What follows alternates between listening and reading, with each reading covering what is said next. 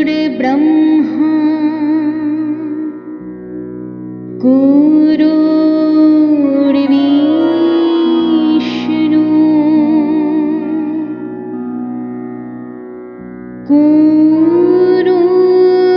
गुरुर्देवा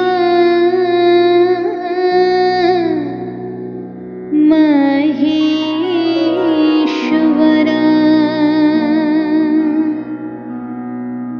गुरुरेव परं ब्रह्म तस्मै श्री गुरवे नमः।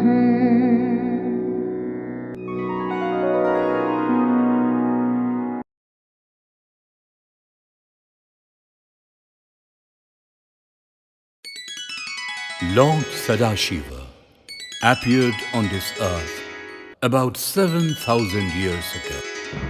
At that time, man was divided into small clans. Conflicts and feuds among different clans were frequent incidents. Man was not yet able to build a beautiful human society.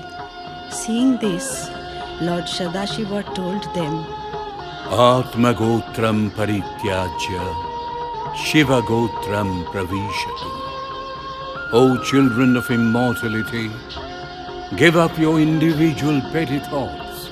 Stop quarreling among yourselves. Take shelter in me.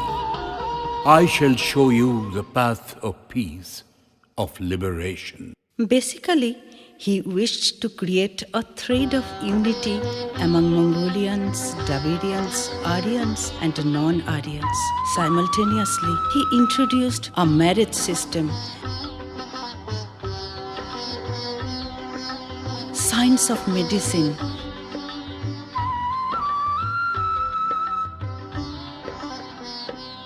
music,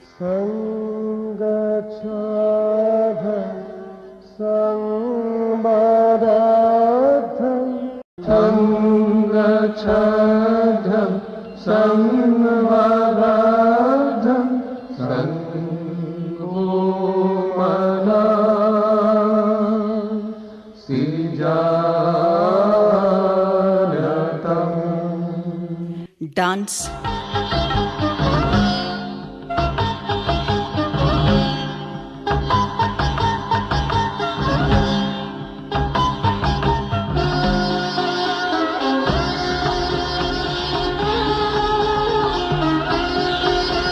and instrumental music to bring about an awakening to human civilization.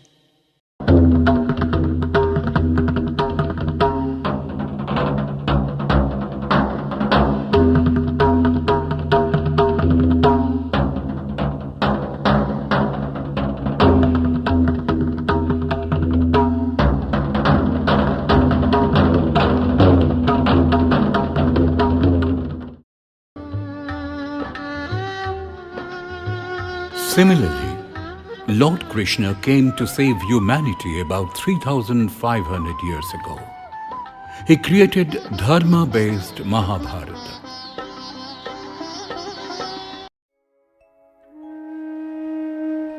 "3,500 years had passed since then. From 1914 to 1918, millions of people fell victim to the First World War. Even before the smell of the gunpowder faded away, Second World War began in of your forces 1939. trying to retake Kabul.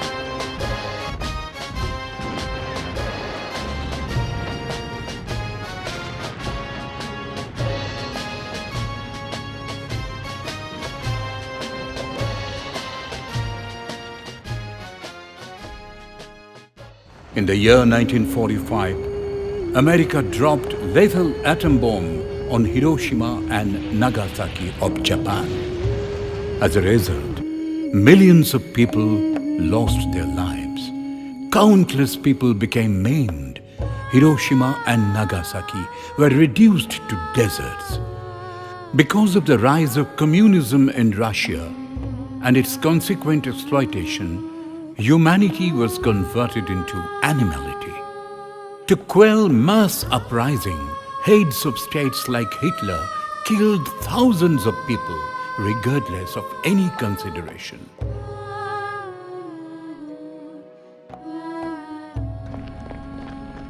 Famine in the ghettos, death camps.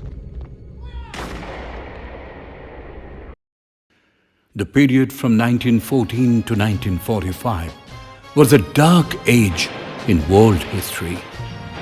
As a result of war that continued for 32 years, famine, despair, theft, snatching, etc. came to the fore. It was impossible for a human being to save humanity, that is, human society, from such dangerous situation. So, Lord Sri Sri Anandamurti Ji took birth as a Mahasambhati, that is, Tarak Brahma, for the third time. Illuminating the lap of Srimati Abharani, in the year 1921 appeared a divine baby at 6:07 a.m. on Boishakhi Purnima Day in the house of Lakshmi Narayan Sarkar in Jamalpur. Later, this divine baby, spiritual guru Sri Sri Anandamurti Ji, came to be venerated and worshipped by people of the whole world.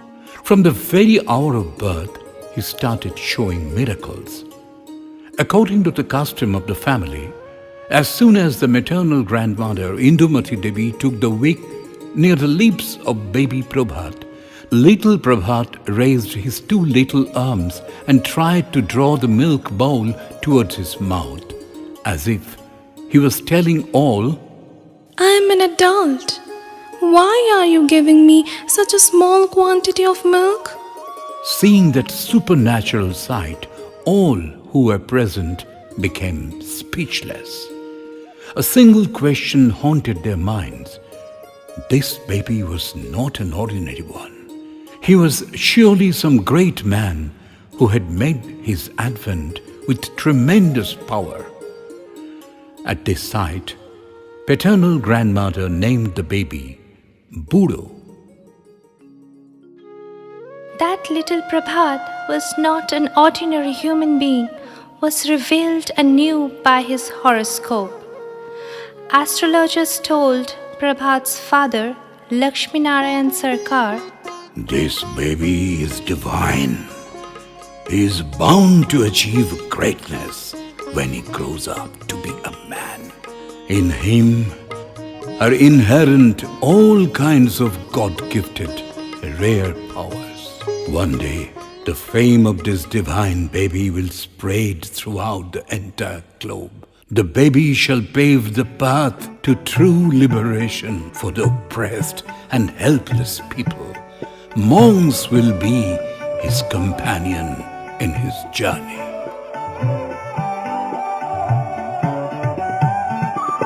সাথী আমার বন্ধু আমার ছিলে তুমি কোন বিদেশে সাথী আমার বন্ধু আমার ছিলে তুমি কোন বিদেশে আমার সকল হিয়ার বাঁধ ভেঙে যায় তোমায় দেখে ভালোবেসে সাথী আমার বন্ধু আমার ছিলে তুমি কোন বিদেশে Later, everyone started calling the little old man Bubu.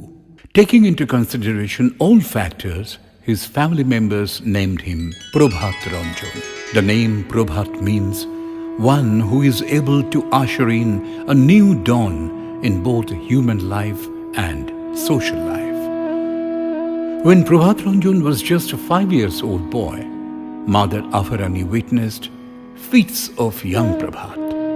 Her son would suddenly wake up in the midnight and sit on the bed. On one occasion, she saw luminous radiance around her son.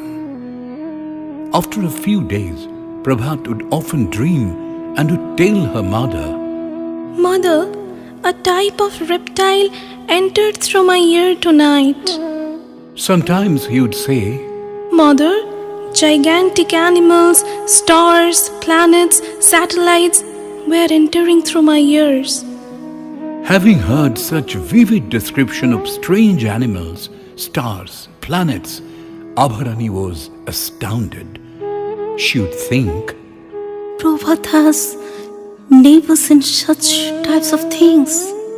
Yet, how can he explain all these things so intricately, so beautifully? As days passed, strange incidents continued to happen to Prabhat's life. When Prabhat was just a 4 years old boy, a debate began between Mother Abharani Devi and grandmother Veena Pani Devi. The topic was whether or not his elder sister Hira Prabha would be taught to sing. Hearing the debate, little Prabhat prompted to remind them. Quite a few years ago, you discussed the matter and already came to the conclusion that she will be taught to sing. Then why are you discussing the matter again? Hearing this, both the mother and the grandmother were surprised. Grandmother asked Prabhat, How could you know about this incident? We had this discussion 5 years ago. You were not even born at that time. A serene, gentle smile adorned his features as Prabhat replied, It is enough that I know about this. He left, leaving them in discreet silence. It was the day of Shiva Chaturdashi. Huge crowd assembled at the local temple of Shiva. Little Prabhat also went there with his mother. Suddenly, looking at the idol of Shiva, Prabhat started chanting fluently Dhyana mantra of Shiva in Sanskrit. Dhainitang mahishang rajatagirinibhang charu chandrabatangsam Ratnakalpojalangang Parishmrigabara Vitihastang Prasannam. Hearing the chanting of a little boy, all became speechless. Absorbed in delight, even the priest of the temple asked little Prabhat, You are a little boy. How could you learn Dhyana mantra of Shiva? I got this mantra through meditation. From his childhood days, Prabhat used to meditate.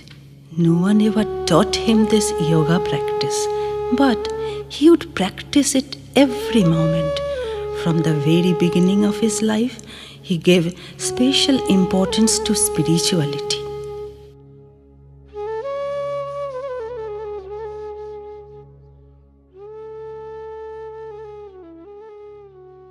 Anil Babu, his childhood friend and relative, saw through the window a strange thing. Prabhat was meditating, and his body was floating in the air. Later, when he was asked about this, he denied it. From his childhood, different aspects of spiritual world manifested in him. Sometimes he was seen meditating along inside the forest of Kali Pahar. From his childhood, he was very courageous. On one occasion, his friend Sachindranath, along with other friends, were following him. They saw Prabhat Ranjan doing another strange, dangerous thing. Crossing Death Valley, he entered deep forest and was riding on the back of a tiger. Later, woodcutters too saw this horrific scene and cautioned his father, Lakshmi Narayan. Once, a surprising incident happened. 4 bulls rushed towards Manoranjan, Prabhat's childhood friend. Seeing this sight, Prabhat Ranjan raised his hand to stop the bulls. Like a miracle, the bulls stopped moving and looked like frozen objects. All eyewitnesses became bewildered and wide-eyed. According to the custom of Sharkar family, babies were given non-vegetarian food only after they turned 5 years old. But Prabhat did not agree to eat that food. Binapani Devi, his grandmother, forcefully tried to push a piece of fish into his mouth. Prabhat vomited the entire food immediately. He got up. He left the chair and told everyone, including his grandmother, If you try to forcefully make me consume non-vegetarian food, I will never eat with you. Since then, no one tried to feed non-vegetarian food to Prabhat Ranjan. Prabhat Ranjan had an inborn quality. He appeared on this earth with Dhruva Smriti, fixed memory. Without these Dhruva Smriti, no person can establish oneself in omniscient wisdom. From his childhood, knowledge about mountains, rivers, geographical condition, history of the whole world was at the tip of his fingers. He used to talk about all these things to his classmates without least difficulty. Charmed, all kept hearing these descriptions. They were surprised to think how could he acquire so much knowledge. Even from his early childhood, he could beautifully recite Ravindranath's poems like Nirjhare Shopnobhango, Africa, Borshoshesh, Shahjahan, Dushamoy, and many others. Spellbound, all would hear and think, is it sharpness of memory, or Dhruva Smriti, or some other thing? From his very childhood, Prabhat could clearly speak languages like Bhojpuri, Ongika, Magahi, Maithili, Bengali, and many more. Once, during childhood, Himanshu Ranjan, his brother, saw an amazing thing. Prabhat, his elder brother, was writing something in incomprehensible language. Bewildered, Himanshu Ranjan asked, What are you writing? I am writing my name in Bengali, English, Hindi, Bhojpuri, Tamil, Telugu, Urdu, Malayalam, Gujarati, Kannada, Assamese, Naga, in multiple languages. Pat came the reply. Amazed, Himanshu Ranjan asked his elder brother, How could you learn so many languages? With a strange smile, Prabhat Ranjan replied, I know all the languages of the world. One incident can be mentioned in this context. When Sessions Judge of Patna High Court asked Prabhat Ranjan Sarkar, better known as Spiritual Master Sri Sri Anandamurti Ji, In which language do you want to give your statement? Sri Sri Anandamurti Ji replied, I know more than 200 languages of the world, yet I shall make my statement in Cambridge English. While giving a discourse on linguistics, Sri Sri Anandamurti Ji said the same thing. I know more than 200 languages of the world, which has no dative case except in Sanskrit. In course of time, these valuable discourses were compiled into different books such as Borno Bigyan, Borno Bichitra, Loghu Nirukta, and many more, containing more than 300 pages, and all were published. Linguists of the world appreciated his vast knowledge on linguistics.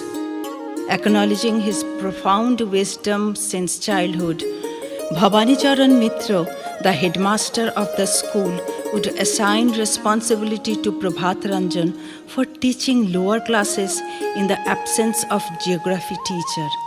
All teachers loved him as much as he respected them. Till the last day of his life, remembering their contribution, he dedicated extraordinary research-centric 8 volumes of Varna Vichitra to his respected teachers. He wrote, Remembering Pandit Antaryami Jha and Pandit P.K. Iyer, by whose grace I was trained in the rhythmic meter of intellectual language. Pandit Hiralal Jha, by whose kindness I had the opportunity to ascend to the threshold of music. Maulavi Abdullah Hilbaki, at whose feet I had the opportunity to learn Arabic, Farsi, and a little Tamil. And the late Bijon Kumar Chattopadhyay, sitting on whose lap at the age of 3, with a chalk in hand, I learned the Bengali characters. Humblest servant, Sri Prabhat Ranjan Sarkar. From his childhood, one more thing would attract the attention of all. Prabhat Ranjan opposed casteism, religious bigotry, different kinds of dogma that eat up society like insects. When he was a child, a few of his low-caste friends sat on his bed. After his friends left, Mother Abharani washed the bedsheet and pillow covers. Young Prabhat was so shocked that he immediately sank quilt of his bed and pillows in water. Mother, if I do not wash this bed and pillow, even it will remain unclean. Mother Abharani was forced to concede defeat against the argument of Prabhat. Through such small incidents, he would make all understand how great and noble a human being he was. He loved everything of the created world. From his very childhood, he could understand the language of birds and animals. Once an incident happened at Bamunpara. He, along with a few friends, was sitting under a tree. All of a sudden, Prabhat Ranjan said, Look, what a beautiful bird is sitting on the tree. How melodiously it is singing. Actually, the bird is calling other birds through its melody. What happened next was true to his words. In no time, many birds flew in and sat on the tree. They started chirping among themselves. After some time, another bird gave a call. Prabhat Ranjan said, It is time for them to leave. They will leave right now. In the twinkling of an eye, all birds flew away. Sarkar family had a very intimate relation with the Bhojpuri family. Since the birth of Prabhat Ranjan, members of Sarkar family used to visit that family very frequently. Radha, the only daughter of the house, used to love Prabhat Ranjan like her younger brother. When Prabhat Ranjan was 12 years old, suddenly Radha passed away. The sudden death of her daughter made her mother burst into tears. Prabhat Ranjan tried his best to console her, but he failed. Forced by circumstances, he told the lady, I shall make you see your daughter, but you will have to promise. First, you will not touch her. Second, you will not request me to do the same thing again. Also, you will have to keep it a secret. The mother agreed with these conditions. Prabhat Ranjan kept his words. The mourning mother saw her daughter again. Though it lasted for 5 minutes only, the mother was overjoyed. Thus, in the charming ambience of Jamalpur, the childhood of Prabhat Ranjan was passing cheerfully. But what an irony of fate! Deep darkness engulfed Sarkar family. All of a sudden, affected by an acute black fever, Lakshmi Narayan, Prabhat's father, died on the night of 12th February 1936. He was then 44 years old only. Lakshmi Narayan Sarkar was the only earning member of the family. Naturally, as the eldest son of the house, all responsibilities of the family were assigned to Prabhat Ranjan. He was then only a student of class 8. He had 4 younger brothers and 1 sister. On 22nd November 1935, elder sister Hira Prabha got married at Chinchura in West Bengal. With a strong determination, Srimati Abharani, who was very resolute, took the responsibility of the distraught family. With some financial help of the relatives of Lakshmi Narayan Sarkar, well-wishers, especially of Uncle Sri Nirmal Chandra Sarkar, Srimati Abharani saved the family from catastrophe temporarily. As days passed by, Prabhat Ranjan passed the matriculation examination with special achievement in the year 1939. As the eldest son, he decided to take responsibility of the family through a job. But as advised by Mother Abharani, Prabhat Ranjan was admitted in Bidyasagar College, Kolkata, in the science department. It was decided that he would stay in the house of maternal uncle Sri Sharat Chandra Basu, located at Dhanoda Ghosh Street. Prabhat Ranjan loved to remain alone for some time. So while studying in college, he would very much like to walk from Kashimitra Ghat to Howrah Bridge every evening along the bank of the Ganga. At that time, there were many bushes, thickets, and crematory near Kashimitra Ghat. After sundown, people would not usually frequent those areas. As evening set in, those areas would become the territory of dacoits and snatchers. To Prabhat Ranjan, that area became one of his most beloved places.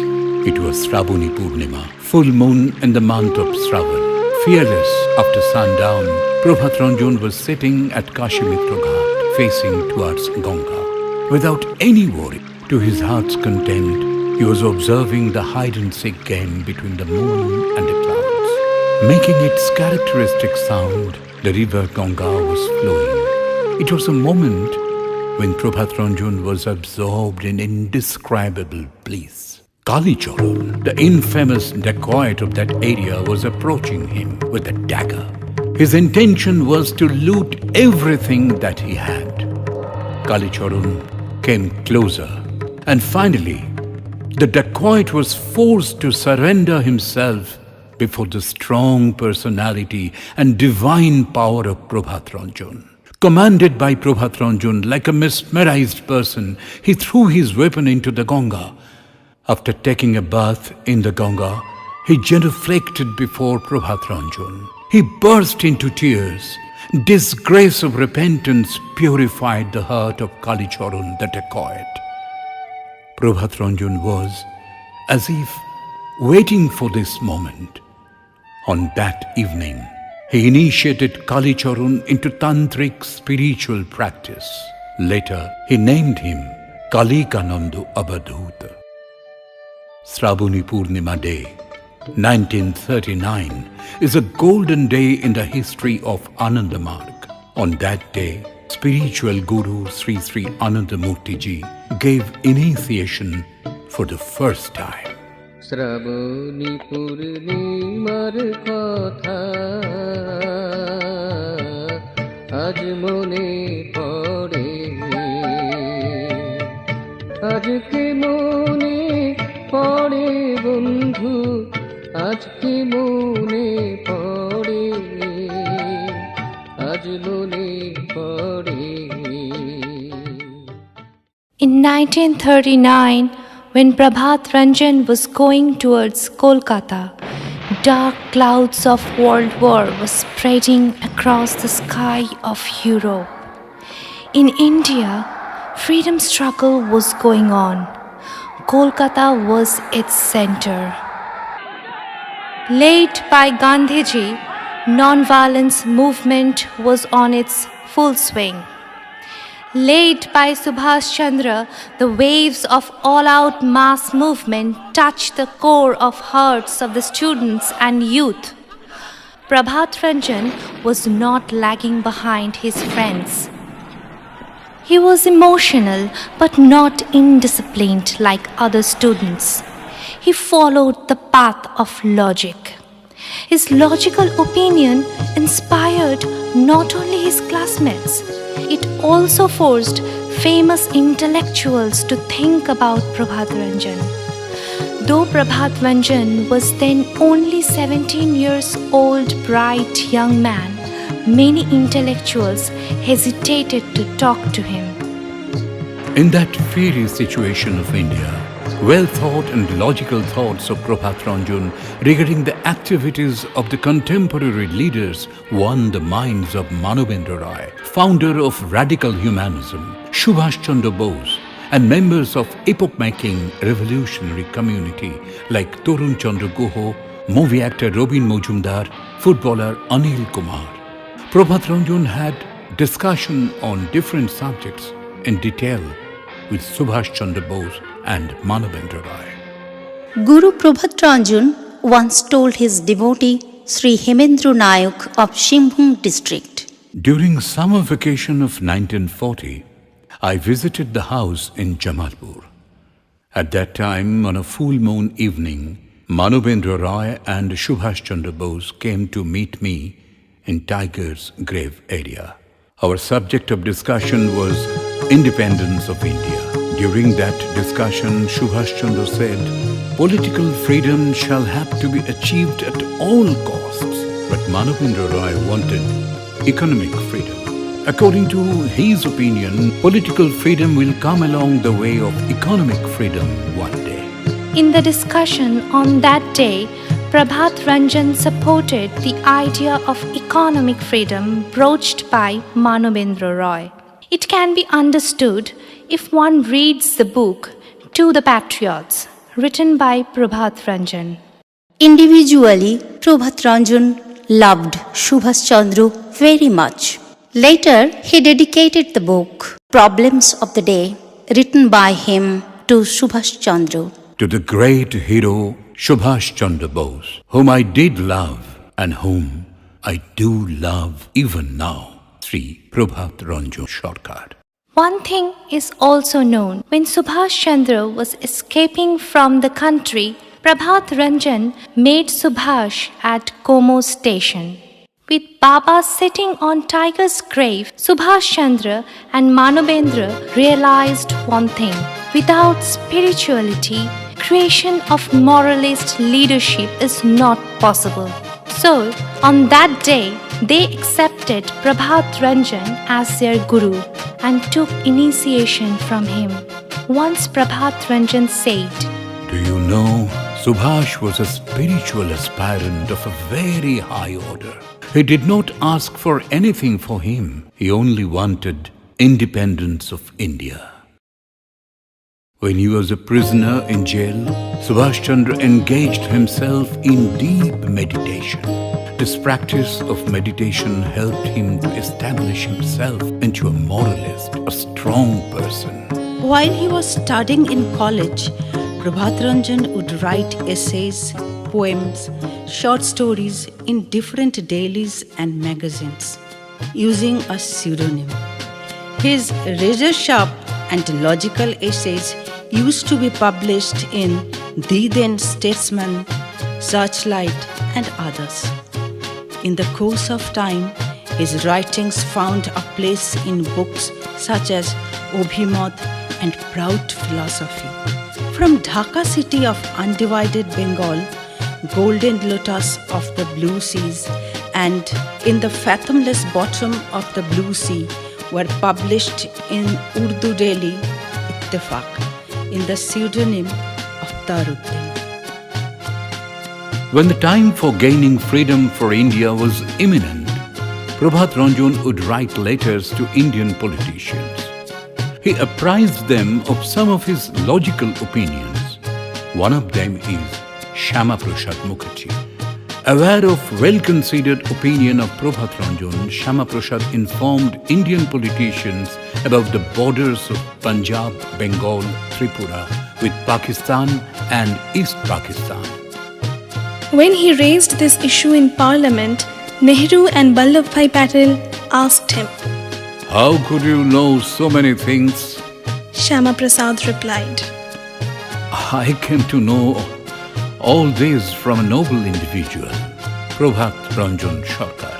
He is an employee of Jamalpur Railway Workshop." Shyama Prasad incidentally resigned from Nehru's cabinet to protest unreasonable decision regarding Kashmir and East Pakistan in 1950. After India became independent, Government of India decided to keep Shri Prabhat Ranjan under constant surveillance. Prabhat Ranjan's ancestral house was at Bamunpara in Bardhaman district. Once a year, he would go out of Jamalpur for Bamunpara on a pleasure trip. Prabhat Ranjan had special attraction for Bamunpara. Getting the news of Prabhat Ranjan's arrival, friends and relatives would want to have company with him. Once his friend Gopi Babu told a very popular story about Bama Khepa to Prabhat Ranjan. Once, a ticket collector forced great Yogi Bama Khepa to get off the train because he had no ticket. As a result, even after trying hard, the guard and the driver could not make the train move. The passengers made the driver and the guard and the ticket collector understand the cause of this incident. They told the driver that one great yogi has been forced to get off the train. That is why the train was not moving. Requested by the guard, driver and also the ticket collector of the train, Bama Khepa boarded on the train again. The train started moving immediately. Having heard the story, Prabhat Ranjan said, "Some spiritual power is necessary to make the train stop. That doesn't mean one has to become a Mahayogi." Hearing this, Gopi Babu asked Prabhat Ranjan, "Can you make a train stop in this way?" Prabhat Ranjan did not give a direct reply. He asked Gopi Babu, "I heard you are going to Kolkata tomorrow. I will accompany you." In the morning, Gopi Babu went to Prabhat Ranjan's house and found he was not ready. It was almost time for the train to arrive. As Gopi Babu told Prabhat Ranjan to hurry up, Prabhat Ranjan, with a smile, said, "Don't worry.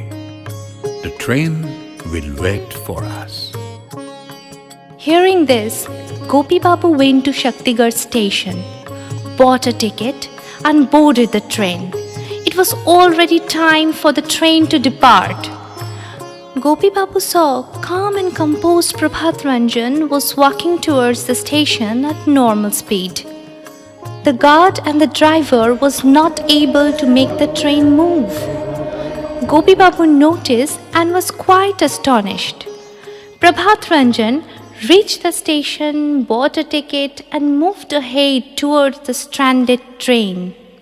As soon as he boarded the train, at the touch of his feet, the train started moving.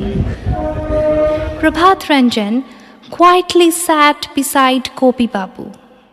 I told you the train would not move till I board the train.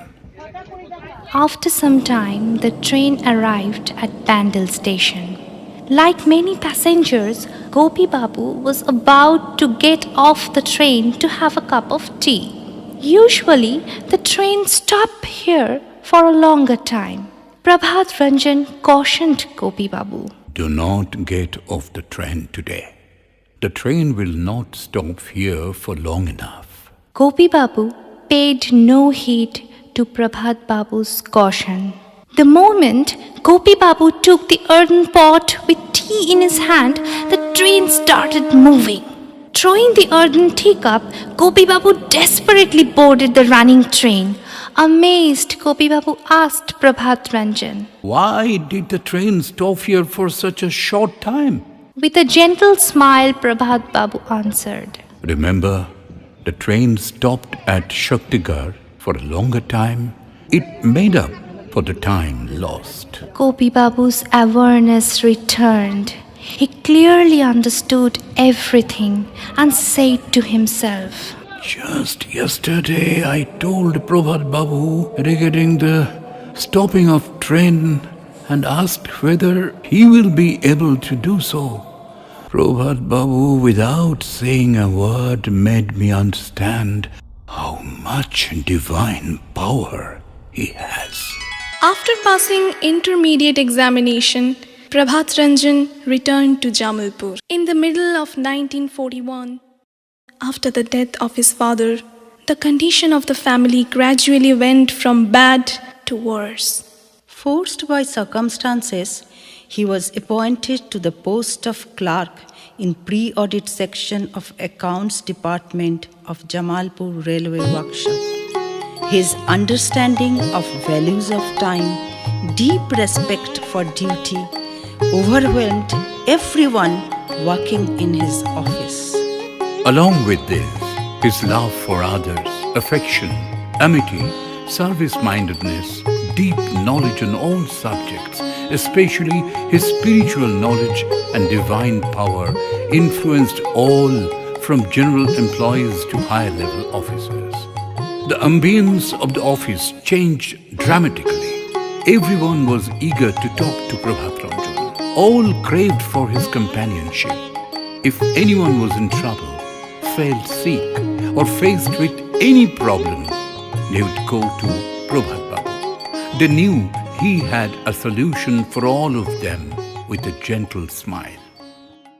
Abharani was a devotee of Lord Krishna. An idol of Krishna was set on an altar in a corner of her room. She would worship that idol every day. Prabhat Ranjan regularly arranged flowers for his mother's worship. An incident happened one day. As Abharani was about to garland the idol of Krishna, strangely she found there was no idol on the altar.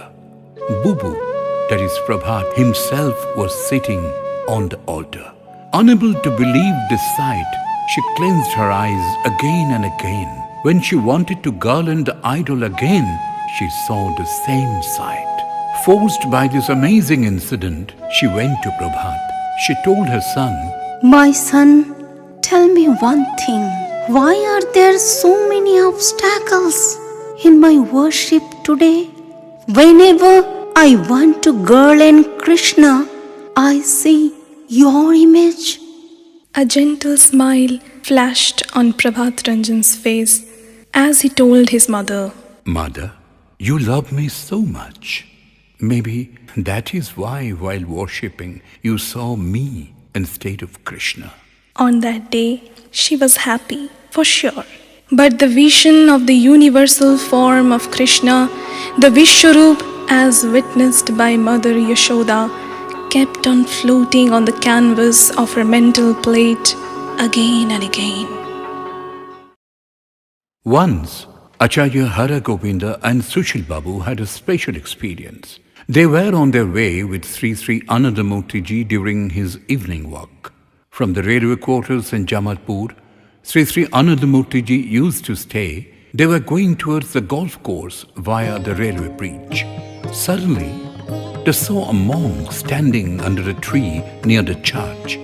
He was quite tall, fair-complexioned. His head was entwined with matted hair. His body had a cover of yellow color.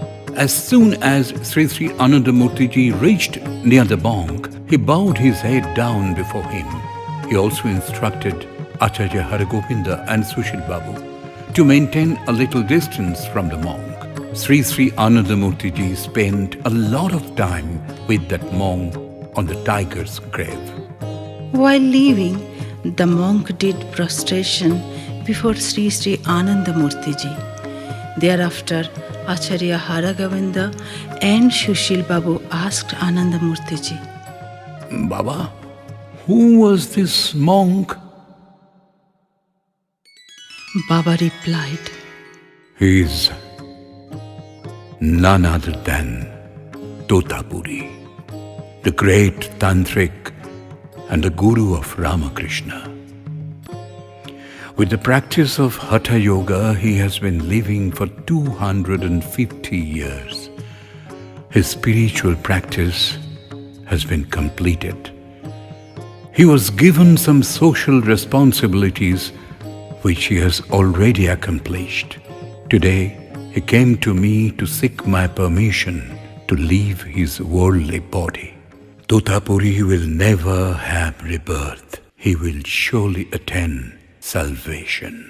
After a few days of this incident, Gopinath Kaviraj, the renowned Pandit of India, said in Varanasi, Totapuri, the renowned spiritual aspirant of Haryana, has left his mortal frame. He was more than 250 years old at the time of his death.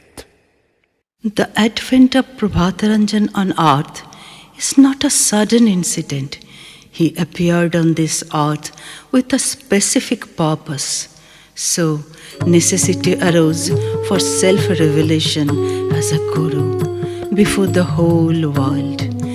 It dates back to November 7th, 1954. It was a Sunday. Prabhataranjan called all his disciples to come to his quarter at 339E Rampur Colony. Around 20 disciples gathered at a specified time in the evening. Prabhat Ranjan introduced one person with another, one by one. At the beginning of the spiritual meeting, Prabhat Ranjan sat on a cot. All did Shashtanga Pranam one by one. That was the day Prabhat Ranjan made his first public appearance as Guru. He gave spiritual discourse for the first time. The subject of discourse was goal of humans, necessity of spiritual practice, and different stages of samadhi. After ending his discourse, he gave practical demonstration of elevation of coil serpentine on his disciple Pranay Kumar. I am Yogeshwar Anandamurti. O coiled serpentine, I am ordering you, leaving Muladhara Chakra, Tyrannian's plexus, move upwards to lunar plexus. The moment he uttered these words, everyone was surprised as they saw the body of Pranay Kumar started shaking.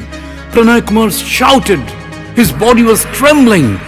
When coiled serpentine reached sideral's plexus, Pranay Kumar fell on the floor. He kept shouting loudly. When coiled serpentine reached solar plexus, vibrations of his body stopped. His body became motionless. An effulgence radiated from his eyes and face. His entire face had a balm of absolute peace. When coiled serpentine reached lunar plexus, Pranay's face started radiating more and more effulgence.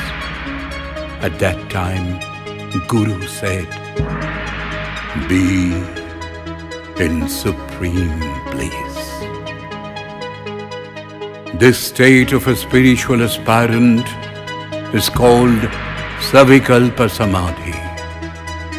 At this stage, microcosmic mind permanently merges with the macrocosmic mind. If one does spiritual practice with intense devotion and concentrated mind, one day he or she will enjoy this supreme. This is the supreme desideratum of human beings, of all living beings. After a while, commanded by Baba, coil serpentine came down to Terrenian plexus. Pranay Kumar started crying like a child. Baba, let me be in the state of supreme bliss. Let me be in the state of supreme bliss, Baba. Let me be in supreme bliss. Thus, the number of devotees kept increasing. In spite of confining Ananda Marga within a small room, Anandamurti Ji asked his devotees to build a Dhyana Mandir.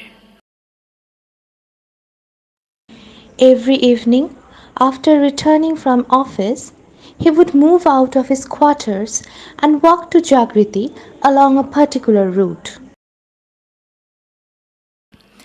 During evening, sitting inside the Jagriti, he would give different spiritual discourses. All devotees would eagerly wait to hear those discourses. An incident happened one day. A small boy was glancing into Jamalpur Jagriti from outside the gate. He was dressed in dirty clothes. After some time, Sri Anandamurti Ji was expected to give general darshan for devotees. One devotee drove the boy away. It seemed he was searching for someone. The devotee thought him to be a boy of the locality. But the boy was stubborn and refused to leave. He remained standing near the gate. After some time, Baba Sri Anandamurti Ji made his appearance. All shouted in unison, Parampita Baba ki jai! Parampita Baba ki jai! All entered Dhyana Mandir. Baba came for general darshan. He was about to give his discourse as he also noticed a little boy was standing near the door of Dhyana Mandir. Baba affectionately called him to come near him. Feeling shy, he was not willing. One Margi brother took him to Baba. Everybody realized it was that boy who was waiting near the main gate for quite some time. He was the boy who was driven away from Jagriti. When everyone entered Dhyana Mandir, he came near the door of Dhyana Mandir from main gate. Baba affectionately took him on his lap. Addressing all, he said, This boy has come from countryside of Bhagalpur. For a long time, he has been willing to see me, but he was penniless. How can he come? Though he is a little boy, he worked as a daily wage earner for some days and earned some money. Today, he has come near me. Seeing your dresses, he started thinking perhaps only rich people could come here. There is no place here for a poor boy like him. Feeling shy, he was standing near the door to have a glimpse of me. From his lap, Baba made the boy stand on the floor. He asked him, Have you brought anything for me? The boy kept silent for a few moments. The face of the boy became red with shyness. Baba brought out a ball of sweetmeat from his pocket. Addressing all, he said, After getting off the train, while he was on his way towards ashram, he was thinking what he should bring for me. He had no money. Then he bought this ball of sweet meat with only 5 paisa. He started thinking, Baba has so many rich devotees. Will he eat this small ball of my sweet meat? Baba took a small part of sweetmeat and gave the rest to the boy. Devotees who were present realized Baba is omniscient. Baba is the God of devotees. He can read the minds of all. He never discriminates between the rich and the poor. Ramchandra Paswan was an ardent devotee of Sri Sri Anandamurti Ji. He was initiated into Ananda Marga system of spiritual practice. So he accepted Prabhat Ranjan as his guru. Once an incident happened. Paswanji reached Barauni station to travel to North Bihar for familial work. As he was late to reach the station, he had no train on that night. He was forced to spend the night at Barauni station. It was summer. Excessive heat made Paswanji very tired. He laid down on a bench. Feeling terribly sleepy, he thought, If I sleep now, thieves will steal my money, clothes, bags, everything. He remembered his Guru Sri Sri Anandamurti Ji and said, Baba, be kind to me. Please ensure that my bag is not stolen. Bag is not stolen, Baba. With this thought, he went to deep sleep. As he awoke, he found all his belongings were stolen. He broke down and cried, Baba, you could not save my bag from the thief. I was sleeping. Okay. Were you also sleeping, Baba? Now tell me, how will I return to my home? How will I return to my home, Baba? Nonplussed, he kept blaming Baba. Suddenly, a stranger came and snubbed him. Hey, why are you unreasonably blaming your guru? You should have been more careful. This is not done. Now don't waste any more time. Go to the bus stand immediately. You will find your bag there. Finally, Ramchandra Paswan found his bag there and became immensely happy. After a few days, Baba was giving general darshan at Jamalpur. While giving discourse, Baba said, Nowadays, my disciples want to test me. In order to test me, they request even their guru to guard their bags so that they can sleep on the platform unworried. Saying these words, Baba looked at Ramchandra. With a gentle smile, he said, If I begin testing my disciples, none of you will be able to pass that test. Ramchandraji realized tears rolled down his cheeks. He said inwardly, Baba, you love me so much. You love me so much, Baba. You love me so much. It was 25th December 1954. Calling veteran spiritual aspirants, Baba said, Prepare a draft of the Constitution in order to create a new organization. The goal of the organization will be to dispel darkness from physical, mental, and spiritual spheres and to establish human beings in humanistic stance. The organization will take them to the pinnacle of spirituality. Accepting the command of Guru with reverence, Pranay Kumar Chattopadhyay, Sukumar Bosu, Shishir Datta, Nagina Prasad, Vishwanath Singh, Devnarayan, all devotees of Baba prepared the draft. That memorable day came in the history of the world. It was January 1st, 1955. It was Sunday. On the occasion of International New Year, devotees assembled. After singing of bhajan and collective meditation, Baba gave a discourse on gradual development of society. At the end of the discourse, he told the devotees, We are going to create a new organization on January the 9th. On that day, you must be present in the quarters of Rampur colony. A canopy was arranged inside the quarters to hold Dharma Mahachakra. Baba sat on the pedestal on elevated veranda. He gave a discourse. The subject was Prakriti Tattva and Onkar Tattva. After the discourse in Dharma Chakra, Baba gave Varabhay Mudra to the devotees for the first time. Baba told his disciples, A new organization is taking birth today.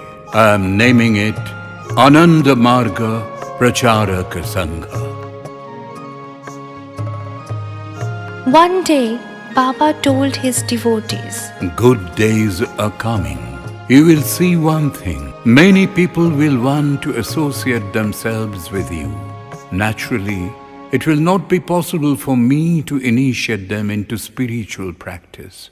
So I have decided to create Acharya from among a few of you. As my representative, you will teach spiritual practice. Acharya training began with the purpose of propagating Sangha's ideology. Also, the other goal was to initiate many people into spiritual practice. Pranay Kumar Chattopadhyay became the first Acharya.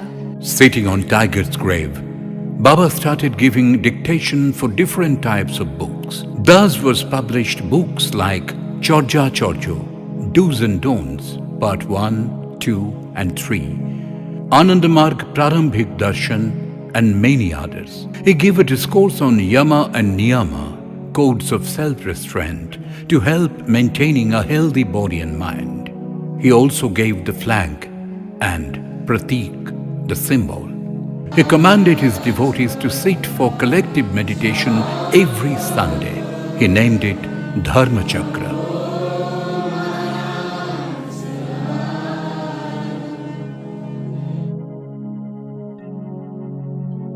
Spiritual congregation held in the presence of Guru was named Dharma Mahachakra, where Guru himself would give discourse. Anandamarg organization was not restricted to small town of Jamalpur.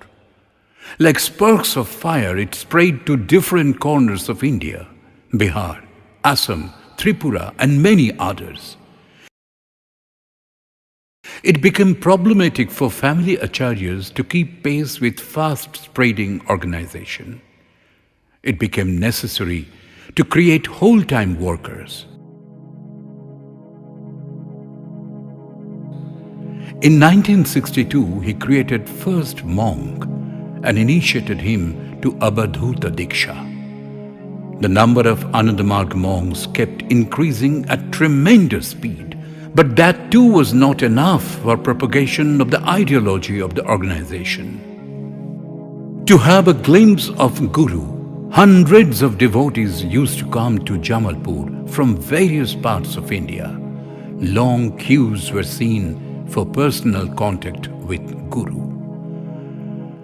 Anandamarg organization kept expanding. To make it more extensive, Baba started forming a few branch organizations. For instance, on January 25, 1958, Baba formed Renaissance Universal at Trimohan, Bhagalpur. He was lifelong president of this branch organization. In 1963, he established registered headquarters of Anandamarg at Anandanagar in the Purulia district of West Bengal. In the same year, he formed Education Relief and Welfare Section. It is a service-oriented organization. He created first nun of Anandamarg as the head of Women Welfare Department. Her name is Abadhutika Ananda Bharati Acharya. In 1965, he formed Women Welfare Department. He started Anandamarg Degree College in 1966 and Anandmarg Institute of Technology in 1968. In order to spread the organization outside India, he sent Atmananda Abadhuta to Kenya in 1966. On 8 October 1970, Baba gave Kirtana, Ashtakshari Siddha Mantra, Baba Naam Kevalam in Amjharia near Ranchi. Baba understood, remaining in service life, it was not possible to work for Anandmarg. So, on December 29, 1966, around afternoon, he went to his office for the last time. He offered his last namaskar to all. With an ambience burdened with speechless pain, Baba told Shiv Shankar Babu, "It is true that I am leaving Jamalpur for a noble mission. Wherever I may be, I will never forget you for sure. My mind will remain in Jamalpur. Whenever you wish, you may come to me without any hesitation. As a mark of my memory, I am leaving a glass used by me." On December 31, leaving his own house, Baba came to Jamalpur Jagriti by motor car. Thinking that Baba was leaving them, devotees burst into tears. Giving solace to all, Baba said, "I will be with you all the time. Wherever you will want me, you will get me there." Vrindavanam parityajya padamekam nagachami pashyami yat yada yada vrajabhavam na vismarami. Vrindavanam parityajya padamekam nagachami. Baba made all take a solemn vow. Margi brothers and sisters promised in unison. From this moment, we are determined to establish Baba's ideology. Thereafter, the moment Baba entered the car to go to Anandanagar, devotees started crying. Krishna never returned to Vrindavan. After leaving Vrindavan, Krishna never returned. Baba said with a gentle smile, Jamalpur is the place where my divine game began. I will certainly come. but devotees were stubborn. They kept on crying. Baba, please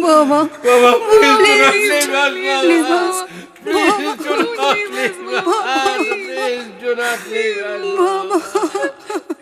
To make his noble mission a reality, Baba assumed the form of Parthasarathi, living the form of Krishna of Braja. He told the driver, "Drive the car." Leaving Jamalpur, Baba's car kept moving towards Anandanagar. Devotees were still looking at Baba's car. All started running towards Baba's car. Long-standing relation with Baba and love for Baba made them desperate. Their tears and shouts entered Baba's heart. After going a little distance, Baba stopped the car. Alighting from the car, Baba did namaskar to his devotees for the last time. Rolling and rolling on the dust of the sacred land, devotees did Shashtanga Pranam for Baba. On that day, he reached Anandanagar in the evening. His dream was to build a beautiful town including 52 mausoleums of Anandanagar. His purpose was to guarantee food, clothes, house, education, medical care for every human being. In order to transform his dream into reality, he established 37 primary schools, 4 junior high schools, 2 high schools, one for the boys and another for the girls. Besides, there are degree college, engineering college, B.Ed college, commanded by him, different kinds of centers for providing medical treatment, children's home were also established. As days passed, several branches and sub-branches spread throughout India and in different countries abroad. Service activities of Anandamarg kept spreading at a very fast pace. Inspired by Sri Sri Anandamurtiji's ideology, millions of people accepted the ideology of Sangha. In order to transform his socio-economic theory, that is, Prout, into reality, innumerable persons came forward. It was felt if Prout philosophy can be imposed properly, every human being of the world would get guarantee of food, clothes, house, education, medical care. An exploitation-free human society will be built. To stop the sky-creeping speed and progress of Anandamarg, central government arrested Anandamurtiji even in the absence of any guilt by the influence of few capitalists and some greedy political leaders who were enemies of the society. Even a conspiracy was hatched to kill him inside the jail. An infamous killer was tempted and sent to kill Sri Sri Anandamurtiji in his cell. But that conspiracy failed because he was not an ordinary person. He has come to this earth in the form of Tarak Brahma. In first attempt, when that killer prisoner went to the cell where Anandamurtiji was confined, he saw that Sri Sri Anandamurtiji was not inside the cell. Where has Anandamurtiji gone? Out of fright, the prisoner returned. Pressured by the CBI officers, he went again. This time he saw Sri Sri Anandamurtiji sitting on his bed. He was smiling, a strange smile. Seeing that smile of Baba, he again went back. But CBI officers were hell-bent to kill Sri Sri Anandamurtiji. They intimidated the killer very much. The killer was forced to go to the cell of Anandamurtiji again. After entering the cell, he saw an effulgence. It was chasing him. He was overwhelmed. He realized that Anandamurtiji was not an ordinary person. Being afraid, he returned and told the CBI officers, Please kill me. Kill me if you want. I won't be able to kill him. I won't be able to kill him. After this failure, they administered poison to Sri Sri Anandamurtiji on 12th February 1973. To protest against this incident, he started long fast that continued from April 1st, 1973 to August 2nd, 1978. The time span is 5 years, 4 months and 2 days. Only when Patna High Court acquitted him of all the charges against him, he broke his fasting with fruit juice offered by his elder sister, Hira Prabha. Tarak Brahma Sri Sri Anandamurtiji's presence transformed Bakipur Central Jail at Patna into Vrindavan, the birthplace of Lord Krishna, where he played numerous divine games. As a first-class prisoner, he got a few special facilities. One of these is a panya, a caretaker. He was a prisoner who would fill the pitcher with water for Baba. He would also do chores for Baba. To cause him pain, jail authorities engaged one infamous killer as caretaker. But the touch of the lotus feet of Sri Sri Anandamurtiji transformed this panya into Valmiki, as goes the story of the dacoit Ratnakar. One day during post-noon, the caretaker was massaging Baba's legs. Baba asked him, "You have committed many sins." He replied, Yes, Baba. You are absolutely correct. Baba said, You killed 22 persons. You outraged the modesty of so many girls, looted money of numerous people. The picture of your sin is full. He replied, You have said the correct thing, Baba. I have committed countless sins in my life. Baba said, Well, with so many sins, do you know what will happen to you after your death? The caretaker replied, Yes, Baba. I know what will happen to me after my death. Baba said, If you die, you will have no place even in hell. Massaging his legs, the caretaker replied, No. I won't go to hell. I will definitely have a place in heaven after my death. Baba asked him, Even after committing so many sins, how can you ever be so sure that you will be in heaven? The caretaker replied, Baba, you have seen only my sins, but here I am lying at your lotus feet. I am giving service to you, Baba. These have washed away all my sins, so I will definitely be in heaven for eternity. Hearing the words of the caretaker, Baba smiled a smirky smile. Baba was a receptacle of divine grace. If one surrenders to him, he forgives him and graces him.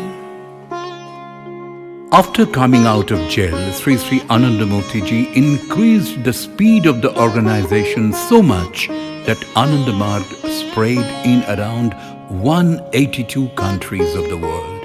He formulated a new education system. He explained the term education in a novel way. E stands for enlargement of mind.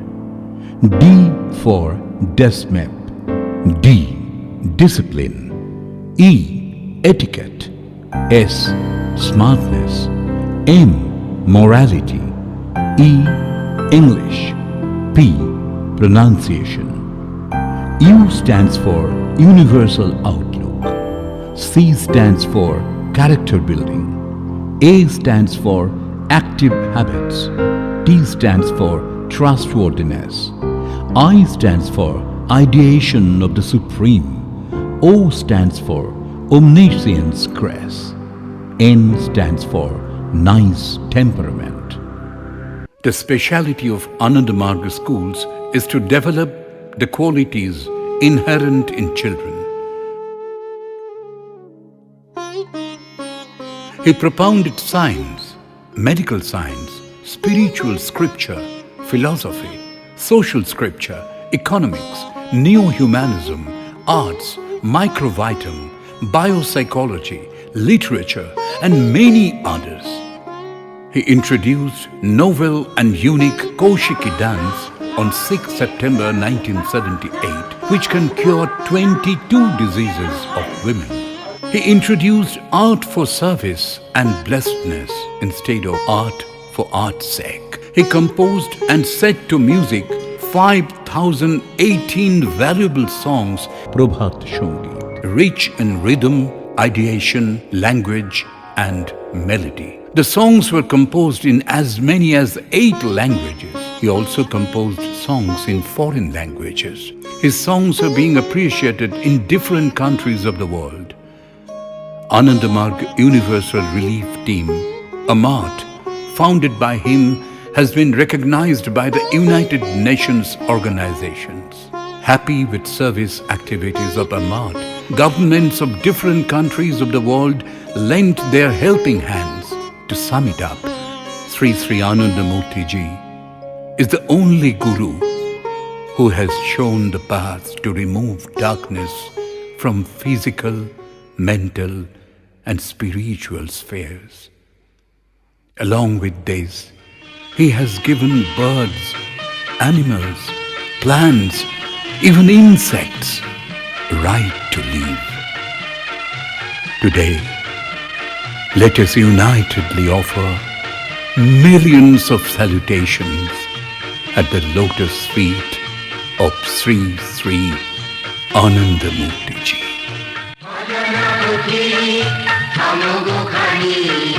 Bhajana Pukhi, Hamo Gokhani.